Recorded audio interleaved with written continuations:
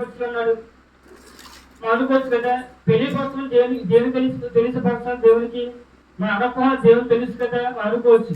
అని సమస్తం నువ్వు అడగపోవాలని తెలుసు కాబట్టి మొట్టమొదటిగా దేవుని ఏం చేసుకోవాలని దేవునికి మనం తెలియపరచాలి. కాబట్టి ఈ లోక ప్రతి విషయంలో కూడా తల్లిదండ్రులు కావచ్చు, స్నేహితులు కావచ్చు, ఎవరికైనా మనకు కావాలనుకుంటే ఇస్తారు.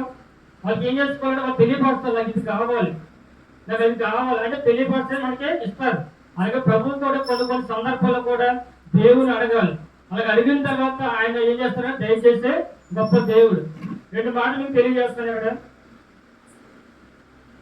యోహాను సువార్త 2వ అధ్యాయము 1-2 వచనాలు.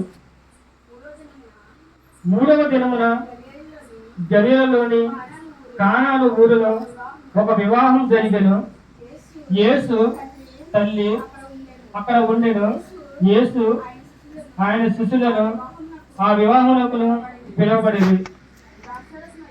ద్రాక్షరసం అయిపోయినప్పుడు యేసు తల్లి వారికి ద్రాక్షరసం లేదని ఆయనతో చెప్పగా యేసు ఆమెతో, అమ్మ, నాతో నీకేం పని, నా సమయము ఇంకను రాలేదు. చూడగా శ్రద్ధగా గ్రహించాడు. అక్కడ యేసు ఆమెతో, అమ్మ, నాతో నీకేం పని, నా సమయం ఇంకను రాలేదు. ఎందుకంటే దేవుడు చూసుకుంటే మొట్టమొదటిగా క్రియ చేసింది, మొట్టమొదటిగా ఆచరణ చేసింది ఎక్కడంటే కానా మీద ఒక వివాహంలో చేస్తున్నారు. ఆ సమయంలో యేసుక్రీస్తును తన తల్లి అయిన మరియా అలాగే శిష్యులైన ప్రజలందరూ కూడా అక్కడ వివాహంకి ఏం చేస్తారంటే పిలవబడ్డారు. పిలవబడిన తర్వాత 3వ దినమున గలిలయ కానాను ఊరిలో వివాహం జరుగుతుంటే పిలవబడిన తర్వాత వాళ్ళందరూ కూడా సంతోషంగా ఉన్నారు. పెళ్లి కదా సంతోషంగా ఉంటారు, లేదా భోజనాలు అంటే ఏంటి, లేదా సంతోషం వచ్చింది, అందరూ కూడా ఎంతో సంతోషంతో ఉంటున్నారు. ఆ సమయంలో వాళ్ళకి ఏమైపోయిందంట, ద్రాక్షరసము అయిపోయింది. అయిపోయిన తర్వాత వాళ్ళందరూ అనుకోవచ్చు కదా, ప్రభు తెలుసు మనం చెప్పగలదు అని అనుకోవచ్చు. కానీ ఎందుకు తెలియపరుచుకున్నారు, దేవునికి తెలియపరచారు. మొట్టమొదటిగా మనం చూసుకుంటే ఇక్కడ వారికి ద్రాక్షరసము లేదని ఆయనతో చెప్పగా యేసు ఆమెతో, అమ్మ, నాతో నీకేం పని, నా సమయం ఇంకా రాలేదు. అక్కడ చూసుకుంటే మొట్టమొదటిగా మాట చూసుకుంటే మరియ వచ్చిందంట. యేసు ఇప్పుడు ఏమైపోయిందంటే ద్రాక్షరసం అయిపోయింది అనగానే, అమ్మ, నాతో నీకేం పని, నా సమయం ఇంకా రాలేదు. మొట్టమొదటి తల్లి ఏం చేస్తుందంటే ప్రభుకి తెలియపరిచింది. ఏమో తెలియపరిచిందంట, ప్రజలందరూ కూడా విషయం పొందుతున్నారు, వాళ్ళందరూ బాధపడుతున్నారు, ద్రాక్షరసం అయిపోయింది కనుక పెళ్లి కొడుకు కానీ పెళ్లి కూతురు కానీ వాళ్ళకున్న తల్లిదండ్రులు కానీ ఏమైనా అంటారేమో, తిడతారేమో, ప్రజలందరూ కూడా సరిపోయిన ద్రాక్షరసం ముందుగా సిద్ధపరచుకోవచ్చు కదా అని ఏమైనా అంటారేమో అని భయంతో అందరూ కూడా ఏం చేస్తారంటే తల్లి యొక్కకు వచ్చి, నువ్వు వెళ్ళి ప్రభు యొక్కకు చెప్పు ద్రాక్షరసం అయిపోయిందని అని ఏదో చేస్తారు అనగానే మొట్టమొదటి తల్లి ఏం చేస్తుందంటే ప్రభుని ఏమైనా తెలియపరిచింది. తెలియపరిచి అంటే ప్రభు ఏం చేస్తారంట వెంటనే చేశాడు, క్రియ చేయలేదు, నా సమయం అంతా రాలేదు. కాబట్టి మొట్టమొదటి దేవుడికి తెలియపరచాలి.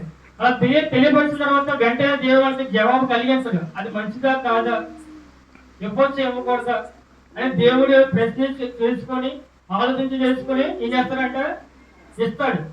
ఇప్పుడు మన తల్లిదండ్రులు ఉన్నారు, వెంటనే ఫోన్ కావాలి, టీవీ కావాలి, బండి కావాలి, తక్షణం ఇచ్చేస్తే నెక్స్ట్ తల్లిదండ్రులు నాకేంటి, నా తల్లిదండ్రులు ఉన్నారు అడగని ఇచ్చేస్తారు, నాకు ఏ కొనుక్కోలేదు అని గుండె కొలి చేస్తారంట. తల్లిదండ్రులు డబ్బు ఉందా లేదా, ఏమైనా ఉందా లేదా అని తెలుసుకోకుండా ఏం చేస్తారంటే అడుగుతూ ఉంటారు. అదే సమయంలో వాళ్ళు లేటుగా చేస్తే ఒకవేళ డబ్బు లేదేమో, ఒకవేళ ఇవ్వకూడదనుకుంటున్నారేమో, ఒకవేళ దాన్ని బట్టి ఒకవేళ పీడి జరుగుతుందేమో అని ఆలోచించి చేసుకొని ఇవ్వచ్చు ఇవ్వకూడదా. ఇప్పుడు ఫోన్ చూసుకుంటే ప్రజలందరూ కూడా ఎంతమంది నాశనం అయిపోతున్నారు, ఫోన్ కొనొచ్చలేదా అని ఆలోచన చేస్తూ ఉంటారు. అలాగే మన పరమైన దేవుడు కూడా ఏం చేస్తారంటే ముందుగా దేవుడు తెలియపరచాలి. రెండోది నా సమయం కను రాలేదు కాబట్టి ఇక ద్రాక్షరసం అయిపోయింది అనగానే వెంటనే వాళ్ళు ఏం చేస్తారంటే దిగిపడుతున్నారు, ద్రాక్షరసం అయిపోయింది, వాళ్ళు కంగారు పడుతున్నారు అని బాధ కలుగుతూ ఉంటే ఆ సమయంలో ప్రభువు అడగగానే నా సమయం ఇంకా రాలేదు, నువ్వు వెయిట్ చేయి, నన్ను కంగారు పెట్టుకో, నువ్వు కంగారు పడుకు, ఎందుకంటే నా చేతిలో ఏమీ లేదు కానీ నా తండ్రి యొక్క చేతిలో ఉంది, ఆయన సమయం నాకు ఇవ్వాలి, ఆయన పని నాకు ఇవ్వాలి, అప్పుడు నేను తెలియజేస్తాను. నా చేతిలో ఏ పడుకోలేదు కానీ నా తండ్రి ఎప్పుడు సమయం ఇస్తాడో నేనప్పుడు చేస్తాను. కాబట్టి నువ్వు కంగారు పెట్టదు, నన్ను కంగారు పడినావు కాబట్టి నువ్వు అడుగో నేను చేస్తాను, కానీ నేను చేయను అన్నావు అని ప్రభు చెప్తున్నాడు.